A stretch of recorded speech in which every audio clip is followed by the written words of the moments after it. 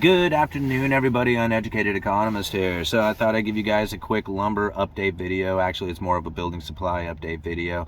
A lot of people have asked me, hey, lumber prices are dropping again. You said that lumber prices are going up from here. The lumber prices are at their lows. I mean, I'm trying to tell people that right now is your time to buy building materials, as far as like framing materials.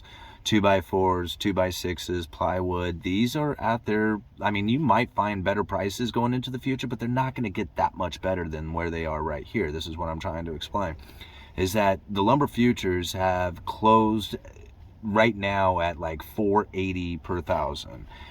The January contract was in the 300s per thousand. There is a lot of cheap lumber in the system right now.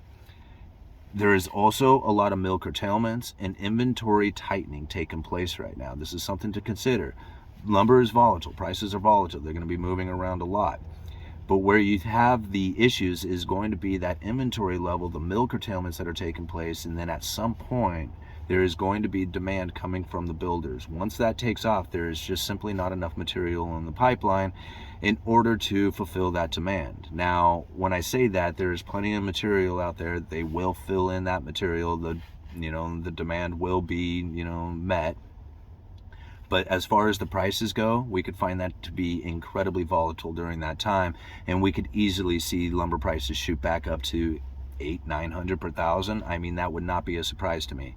So if that's the case, then you would definitely see the retail prices moving up. But as of right now, yeah, there's going to be a lot of volatility. And as far as like what's in the system right now, what I feel is in the system right now is a lot of cheap material. With the mill curtailments, it's only a matter of time before that reverses. So again, like, I wouldn't pay attention to the daily fluctuations within the futures price. I would be more in line of thinking right now is about as cheap as the material is going to be in the pipeline, right? Just kind of think about it like that. All the stuff that's in the system right now. If this, starts right, if the prices start to go up, then give it some time, and then there would be expensive lumber starting to move back into the system again, and then you would start seeing the retail prices moving up. But as of right now, I still feel that this is your opportunity to get the best price on framing material that you can. Now, the other thing that I wanted to report to you guys on is the steel. Right now, a lot of people will call it like pole barn metal, or I don't know, roofing metal, but it's 3-foot corrugated painted metal. You see it a lot in like agricultural use or commercial use, even residential use. They'll use it on residential roofs. But it's a steel panel, 3 foot wide. You can get it in all kinds of colors and lengths. Now, this particular item, I remember like selling this stuff for like $1.85 a lineal foot. Like, it was not that expensive. It was fairly cheap. But at the height of the pandemic and the shortages, that $1.85 moved all the way up to around $5.50 a foot, which is just like insane to think when it comes to these steel panels. I mean, agricultural purposes, farmers, they don't really like to spend a whole lot of money on the farm. Like, if you keep the cost down, then you can get the profits up. And all of a sudden, these panels went from $1.85 a foot to $5.50 a foot. Wow, did barn sales, like the pole barn sales, that slowed down dramatically during that time. But I had the supplier for this particular material come in. These vendors, they come into the store, and they just make their rounds and do the meet and greet kind of thing and talk about new products or changes that might be taking place. And the very first thing he had to say, hey, prices are dropping 8% today. And I thought, man, that is huge. Like, typically when you see prices move, anything beyond like, say, a 5% move, that's pretty big. Like, for the most part, you don't really see moves beyond that unless it's like, crazy times during the pandemic. But a 5% move would be like about as typical as it would get. And to have an 8% drop in price, that's significant. That's them saying to me anyway, that sales have slowed down dramatically and they are trying to get material to start moving through their yard or through their facility. And that's the only reason why you would see a drop like that significant, is to try and be in competition, right? The other thing he told me is that the other profile that you get is a lot of times you'll call it like, I don't know, snap lock or standing seam or something like that, but it's a standing seam metal. Usually it measures 16 inches wide to 12 inches wide.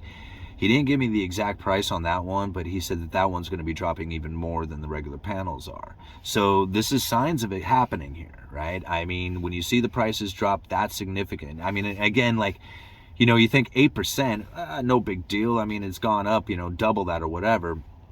Yeah, that's true. That was during shortages. That was during some times that was quite unusual, you know, as far as like what you would see with a price increase. Like, that's not typical times.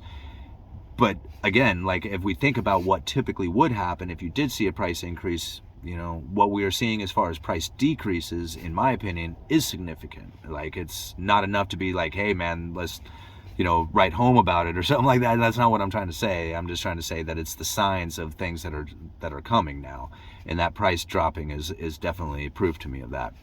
The other thing is the lead times on a lot of materials. Man, I'm noticing these lead times are shortening up, and especially in the vinyl windows. That's one that I've been checking quite regularly. And there was a time there where like vinyl windows started to come down in lead time, and then they moved back up out longer again. And so I've been really curious, because we have seen the vinyl windows go from, well, there was a time when I could order a vinyl window and have it in 10 days. That moved out to 2 months. It took over 60 days to get a vinyl window. Now that's moved down into about 3 weeks, 20 days or so to get a vinyl window. And I was a little concerned about that when I saw that coming down, because I thought, you know, it's going to come down to 3 weeks and then it's going to start moving back out there again. And then all my, you know, so I didn't tell like every single person that I know who orders windows to say, hey man, they're only 3 weeks out now, only 3 weeks. I kind of let them believe that there was a little bit longer lead time to it, because I didn't know if that lead time was going to change. But it looks like that lead time is going to be the shorter one, and it's starting to get closer and closer to the order date, which is telling me that, you know, the shortages in building supplies, the extended long lead times, and that added cost that goes into new construction, all that is starting to reverse. It's starting to come back down. And again, we have to think about this when it comes to the new construction market, because right now the new construction market is in the toilet, right?